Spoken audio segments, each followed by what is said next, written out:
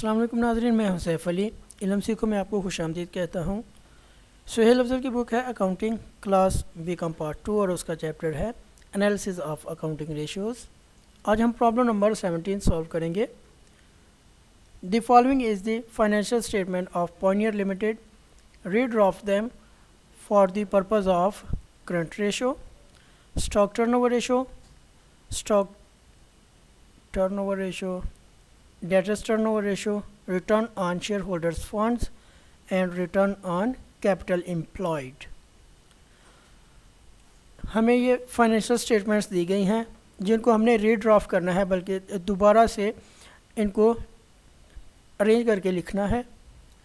तो trading and profit and loss account में हमें ओपनिंग स्टॉक बताया गया है, purchases, carriage, office expenses, sales expenses, financial expenses हैं, loss on sale of fixed asset, interest on debentures, net profit, sales हैं हमारे पास, क्लोजिंग स्टॉक है और profit on sale of share है।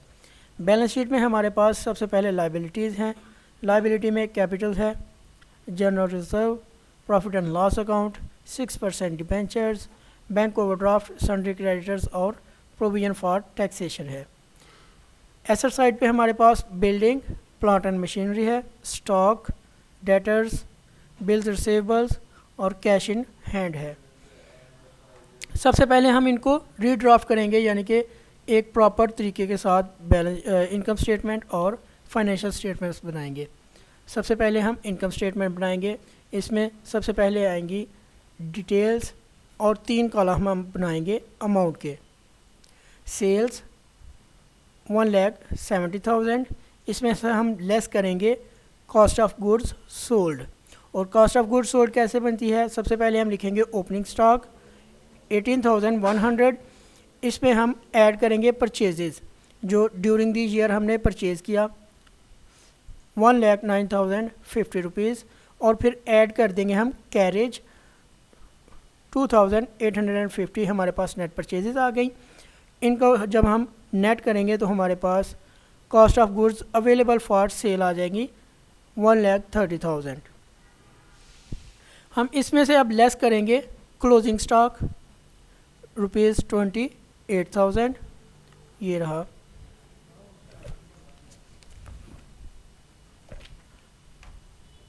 जब हम इनको बैलेंस करेंगे तो हमारे पास ग्रॉस प्रॉफिट आ जाएगा 1,70,000, इसमें से लेस करेंगे 1,02,000 तो हमारे पास 68,000 ग्रॉस प्रॉफिट आ गया। इसके बाद ऑपरेटिंग प्रॉफिट हासिल करने के लिए हम ऑपरेटिंग एक्सपेंसेस जो हैं वो लेस करेंगे। ऑपरेटिंग एक्सपेंसेस हमारे पास 2 हैं। सबसे पहले हैं ऑफिस और सेल्स एक्सपेंसेस। ऑफिस एक्सपेंस हैं 30,000 और सेल्स एक्सपेंस हैं 6,000। इन दोनों को टोटल करेंगे तो हमारे पास 36,000 ऑपरेटिंग एक्सपेंसेस हो जाएंगे। अब इनको भी हम लेस करेंगे तो हमारे पास आ जाएगा ऑपरेटिंग प्रॉफिट 32,000। इसमें से अब हम लेस करेंगे profit on sale of share, profit add होगा और जो लॉस हुआ है फिक्स्ड एसेट के ऊपर वो हम लेस करेंगे। जब हम प्रॉफिट ऐड करेंगे profit on sale of share तो हमारे पास अमाउंट आ जाएगी 33,800। फिर हम लेस करेंगे फाइनेंशियल एक्सपेंसेस ₹2,000 और loss on sale of fixed asset, ये रहा 600 रुपीज़। 2,600 जब हम लेस करेंगे तो हमारे पास आ जाएगा profit before interest and tax ₹31,200। हमारे पास profit before interest and tax है 31,200। इसमें से हम लेस करेंगे इंटरेस्ट ऑन डिबेंचर्स, और इंटरेस्ट ऑन डिबेंचर है हमारे पास 1,200 रुपीज़। तो हमारे पास प्रॉफिट बिफोर टैक्स आ गया 30,000। इसमें से हम लेस कर देंगे प्रोविजन फॉर टैक्स, और प्रोविजन फॉर टैक्स हमें दिया गया है 9,000 रुपीज़। तो हमारे पास नेट प्रॉफिट आफ्टर टैक्स आ गया 21,000 रुपीज़। अब हम फाइनेंशियल स्टेटमेंट बनाएंगे। इसमें सबसे पहले हम करंट एसेट्स को एलोकेट करेंगे। करंट एसेट्स कौन कौन से हैं हमारे पास? सबसे पहले कैश है, और फिर बिल्स रिसीवेबल हैं 5,000, इसके बाद डेटर्स हैं ₹20,000 और जब इनको हम ऐड करेंगे तो हमारे पास लिक्विड एसेट्स आ जाएंगे 27,000। इसमें जब हम स्टॉक को ऐड कर देंगे तो हमारे पास टोटल करंट एसेट्स आ जाएंगे। स्टॉक है हमारे पास 28,000, तो total amount of current assets है ₹55,000। नेक्स्ट हम लिखेंगे करंट लाइबिलिटीज़। करंट लाइबिलिटीज़ में हमारे पास कौन कौन सी चीज़ें हैं। सबसे पहले है हमारे पास क्रेडिटर्स ₹15,000 सन्ड्री क्रेडिटर्स। उसके बाद हैं bank overdraft ₹6,000 and then provision for taxation ₹9,000। तो 30,000 हमारे पास टोटल करंट लाइबिलिटीज़ हैं। इसके बाद हम ऐड करेंगे फिक्स्ड एसेट्स। जब हमने करंट एसेट्स में से करंट लाइबिलिटीज़ लेस की तो हमारे पास वर्किंग कैपिटल आ गया, वो था 25,000। इसमें जब हम ऐड करेंगे फिक्स्ड एसेट, फिक्स्ड एसेट में हमारे पास सबसे पहले बिल्डिंग है 50,000 और फिर प्लांट एंड मशीनरी है ₹25,000। ये 75,000 हो गए। 25,000 और 75,000, ये 1 लाख हमारे पास कैपिटल एम्प्लॉयड आ गया। नेक्स्ट है हमारे पास लॉन्ग टर्म डेट्स। इनको जब हम लेस करेंगे तो हमारे पास शेयर होल्डर्स फंड्स आ गए ₹80,000। तो हमने इनको रीड्राफ्ट कर दिया है। अब हम फाइनेंशियल रेशोज़ की तरफ बढ़ेंगे। सबसे पहली रेशो है करंट रेशो। करंट रेशो का फार्मूला है current assets divided by current liabilities, और ये दोनों चीज़ें हमने फाइंड कर ली हैं फाइनेंशियल स्टेटमेंट्स में। तो करंट एसेट्स हैं हमारे पास 55,000 जबकि करंट लाइबिलिटीज़ हैं 30,000। तो इनको जब हम डिवाइड करेंगे तो हमारे पास आंसर आएगा 1.83:1। ये हमारा करंट रेशो का आंसर है।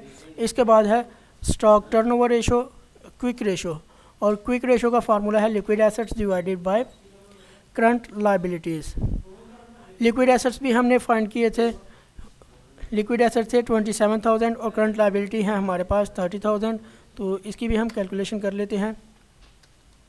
27,000 डिवाइडेड बाय 30,000, 0.9:1, ये क्विक रेशो का आंसर है। नेक्स्ट हमारी रेशो है stock turnover ratio. Stock turnover ratio का फार्मूला है cost of goods sold divided by average stock, और हमने cost of goods sold find की हुई थी। अब हमने एवरेज स्टॉक फाइंड करना है। Average stock is equal to opening stock plus closing stock divided by 2। तो ओपनिंग स्टॉक हमारे पास है 18,100 जबकि क्लोजिंग स्टॉक है 28,000। इन दोनों को ऐड करके तो 2 पे डिवाइड कर देंगे, हमारे पास एवरेज स्टॉक आ जाएगा 18,100 प्लस 28,000 डिवाइडेड बाय 2, 23,050 हमारे पास एवरेज स्टॉक है। तो अब हम stock turnover ratio easily find कर लेंगे। नेक्स्ट हमारे पास है debtor turnover ratio. Debtor turnover ratio का फार्मूला है net credit sales divided by average debtors. तो एवरेज डेटर्स होंगे opening debtors plus closing debtors divided by 2। ये हमारे पास टोटल डेटर्स हैं और डेटर टर्नओवर रेशो है net credit sales 1,70,000 divided bye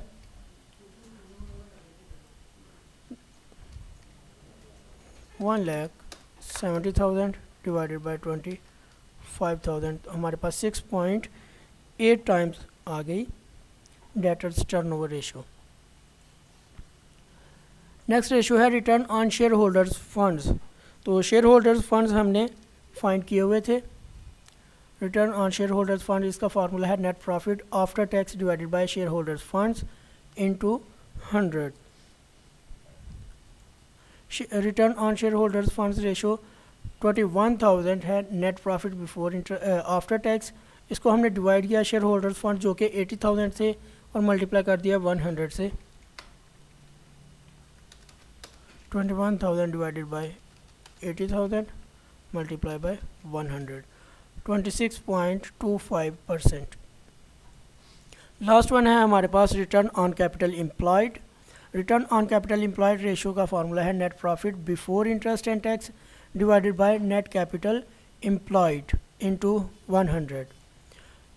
31,200 हमारे पास net profit before interest and tax था और 1 लाख हमारे पास नेट कैपिटल एम्प्लॉयड था। इसको हमने मल्टीप्लाई किया 100 से, तो हमारे पास आंसर आ गया 31,200 divided by 1 lakh multiply by 100, 31.2% हमारे पास आंसर है return on capital employed ratio का। तो यहीं पे हमारा सवाल कंप्लीट होता है। शुक्रिया नाजरीन।